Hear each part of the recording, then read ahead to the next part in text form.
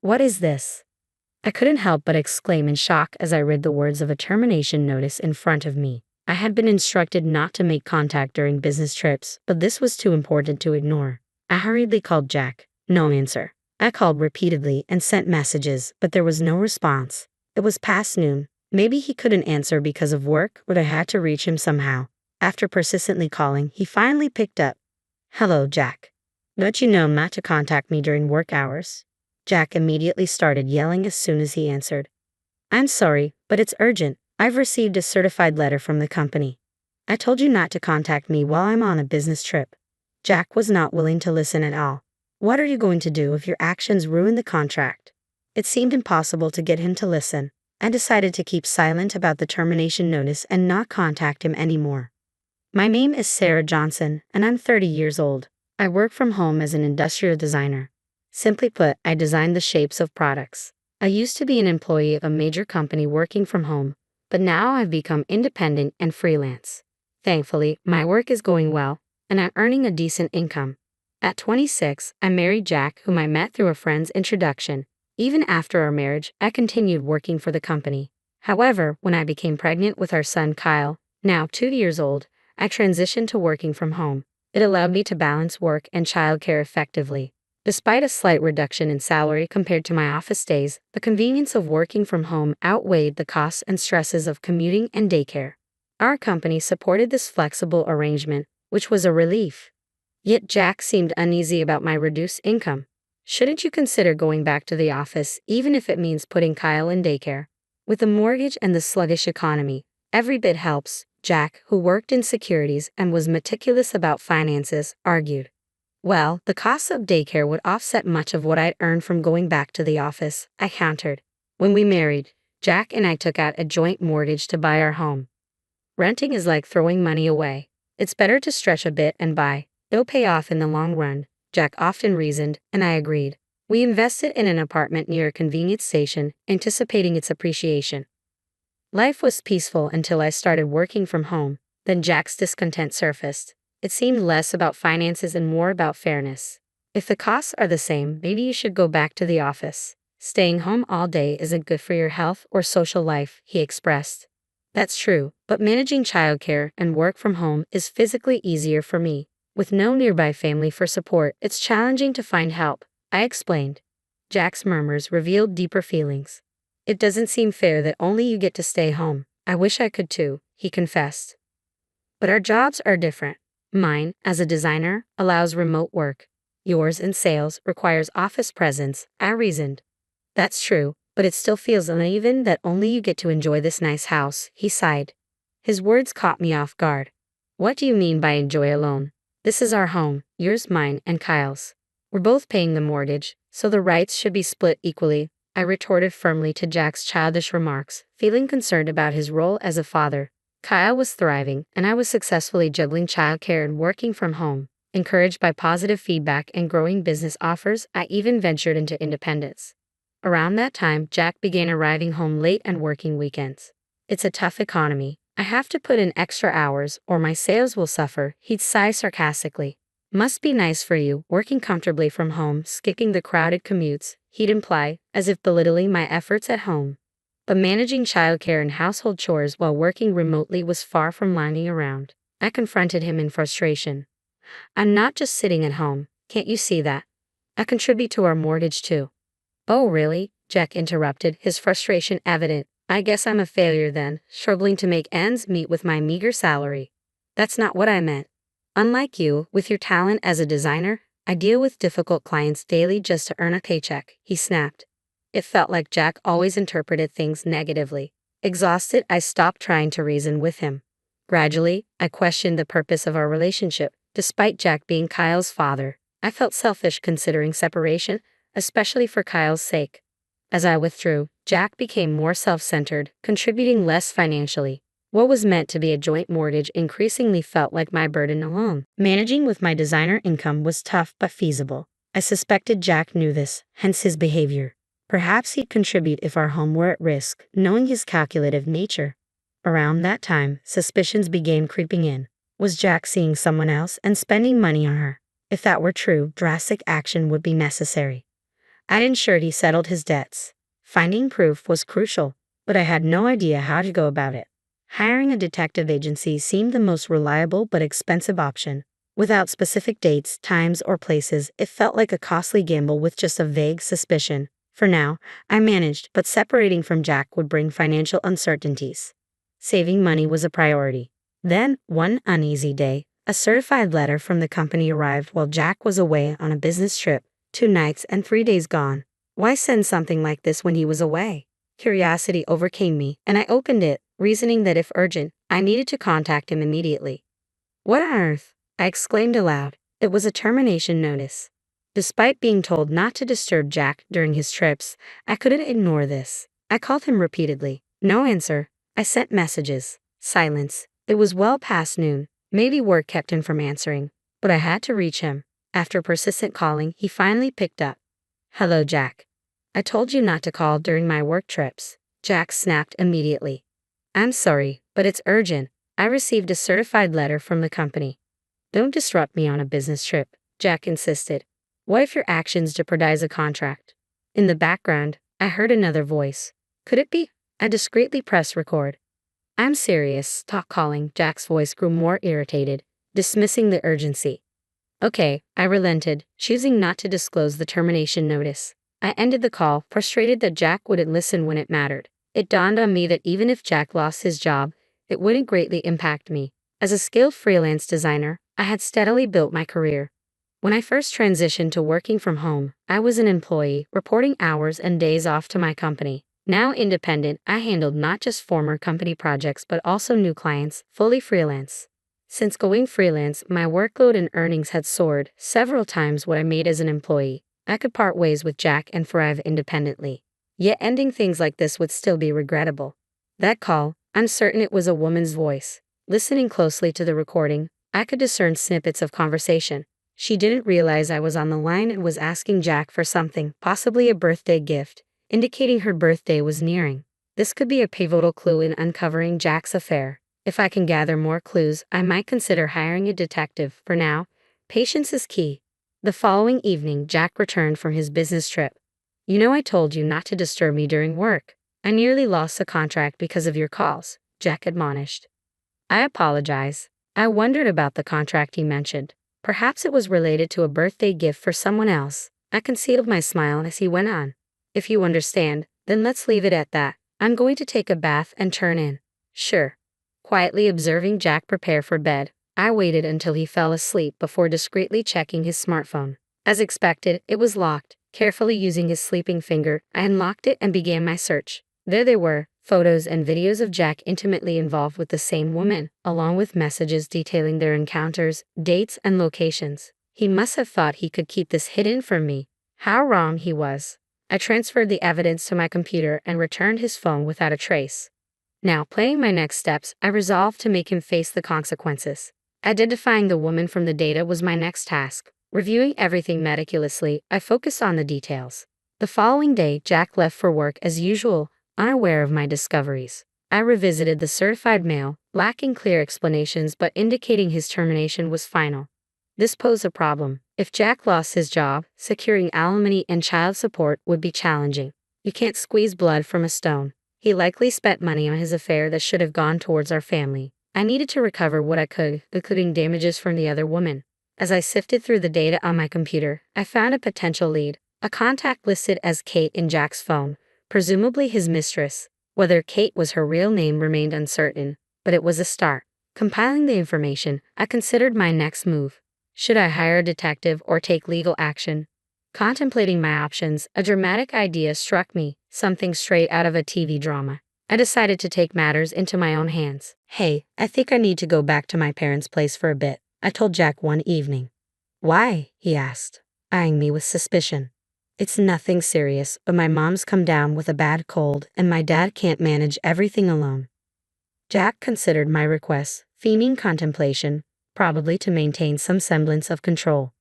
How many days are you planning to stay? Probably 2 or 3 days, I replied, looking up at him as if seeking permission.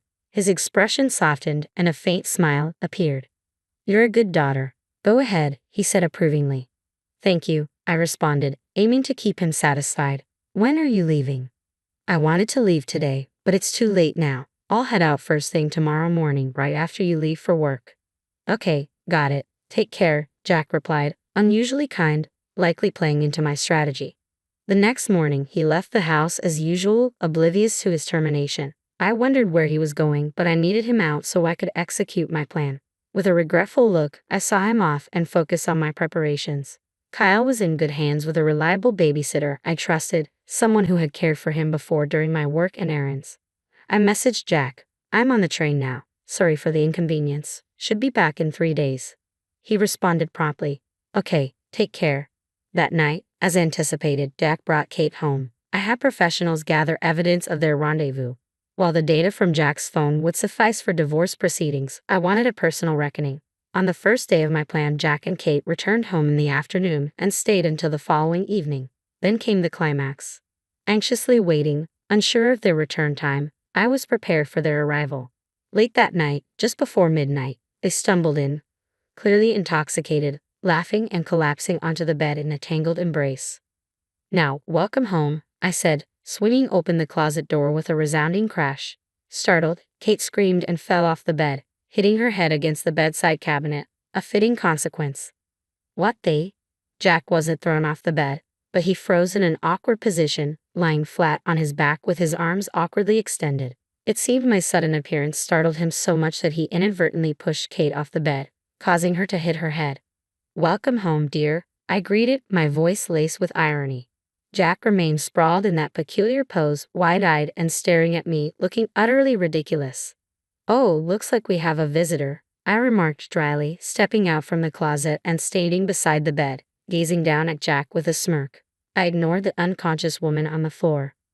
Why you? Who is this lady? It's quite rude to be sleeping in someone else's house like this, Jack stammered, clearly flustered. Well, that's all right, let's have a little chat, I said casually, pulling out my phone to make a call. Who are you calling? Jack asked, his voice tinged with apprehension. Oh, just someone, I replied nonchalantly, humming a tune as I ended the call and turned my attention back to Kate. What should we do with her? What do you mean, what should we, wake her up or let her sleep? Jack retorted, his confusion apparent. I glanced between Jack and Kate, then decided, all right then, we don't want any accidents, so let's wake her up. Hey, you, I said, gently shaking Kate. She groaned and slowly opened her eyes. Hey, you, I repeated, and Kate blinked in confusion before realizing her predicament and freezing in shock. We're going to have a conversation now. Come with me, I instructed firmly.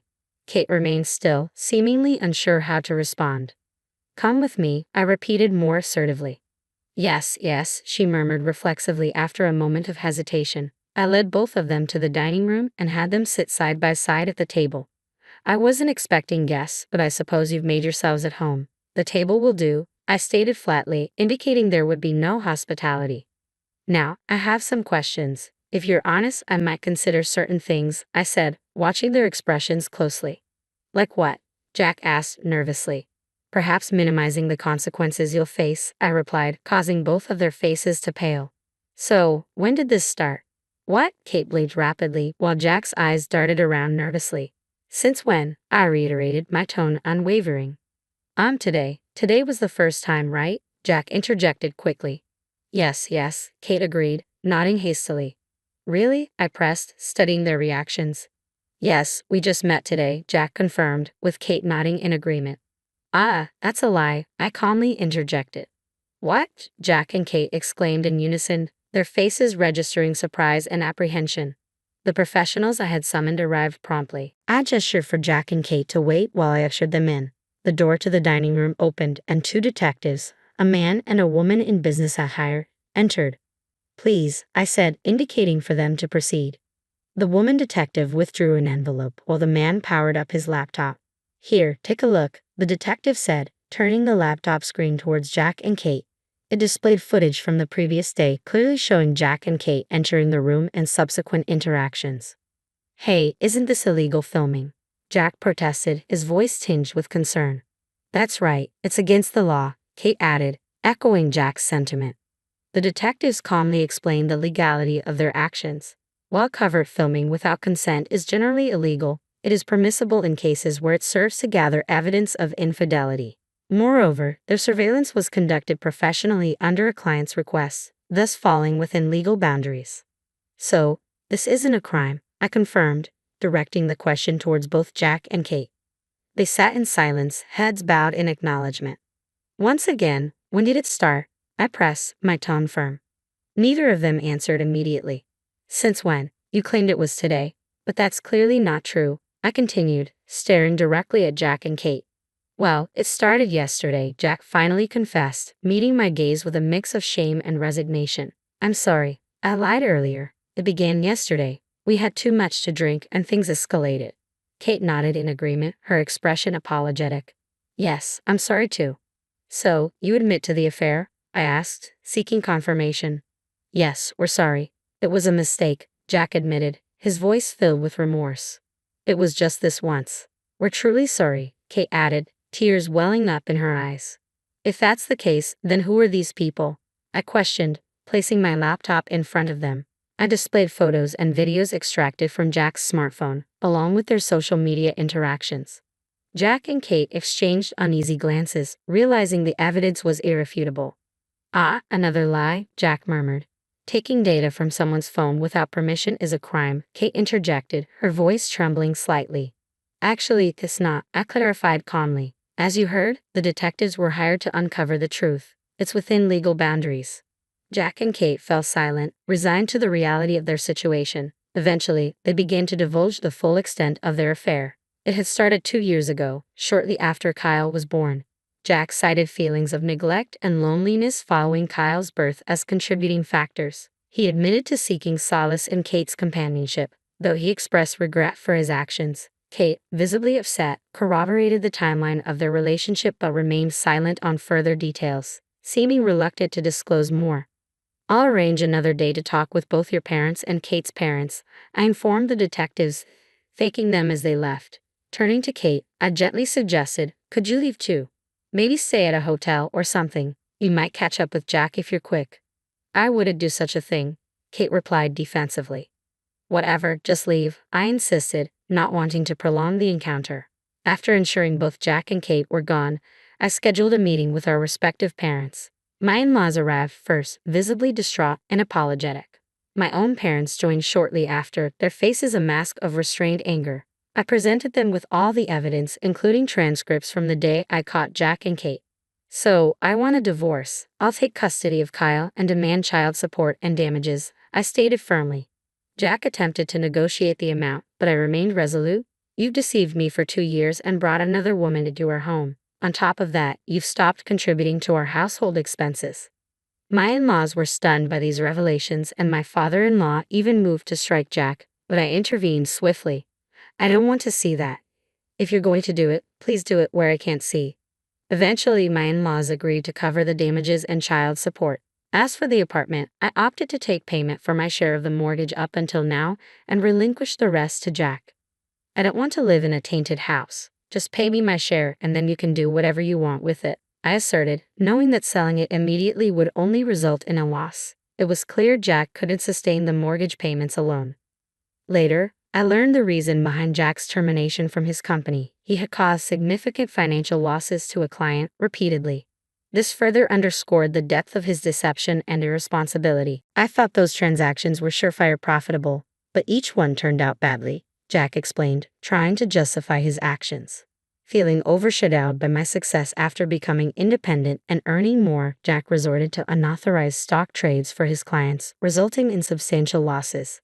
Despite the consequences, he persisted, believing he could eventually recover the losses. Unaware that his company had caught on, he used his time with Kate to distract himself. That day, he had lied to his company, claiming I was ill and needing his care. Who sends a termination notice to a house with a sick person? Who's being unreasonable here? It was absurd coming from someone who fabricated an excuse to travel with another woman. His justification for the affair was equally incredulous. After Kyle was born, you stopped paying attention to me. That's expected when there's a baby. Even self-care becomes secondary, let alone tending to a grown man like a child. Frustrated by my focus on Kyle, Jack sought solace in Kate's attention. Kate was young and pretty, hanging on my every word. She made me feel valued again. Their relationship deepened after her 20th birthday. They first met when she was 19. I bought Kate everything she wanted. Her requests were endearing. Sarah, you earn enough to buy whatever you want, so you never ask me for anything.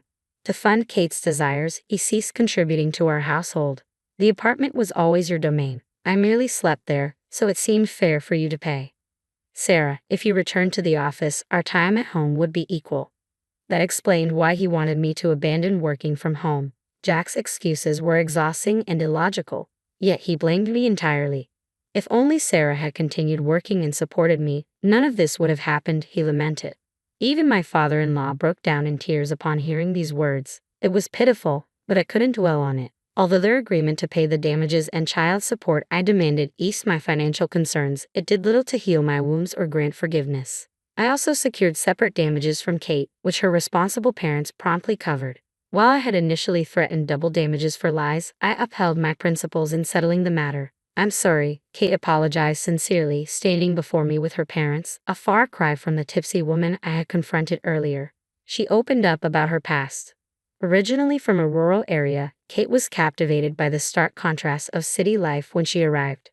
Her college peers exuded a flashy, fashionable aura that she felt compelled to emulate. To keep up with them, she took a job at a bar where she met Jack. He told me he was on the brink of divorcing his wife, pending only because of their child. I believed him. Kate appeared to genuinely care for Jack. He was charming and well off. He bought me whatever I wanted. I was happy that he listened to me. That day, Jack brought Kate to our apartment, claiming they would soon live there together once I left. He probably wanted to save on hotel expenses, but Kate took his words to heart. I thought we would build a life together here, and it made me hopeful. But then Jack dismissed me as a mere mistake, Kate said tearfully. That's when I realized I had been deceived. Her remorse was evident, and I couldn't deny that I knew Jack was married when she got involved. I was aware of his marriage, yet I still got involved. It's my fault. I'm sorry, Kate and her parents apologized sincerely. The truth remains murky. Perhaps Jack did have genuine feelings for Kate initially. However, in the end, he prioritized his own interests. His understanding of their relationship was superficial at best. He behaved selfishly, like a child seeking attention, oscillating between feeling neglected in his marriage and seeking solace elsewhere. Kate would do well to move on from such a man. Kate has since left college and returned to her rural roots with her parents to start anew.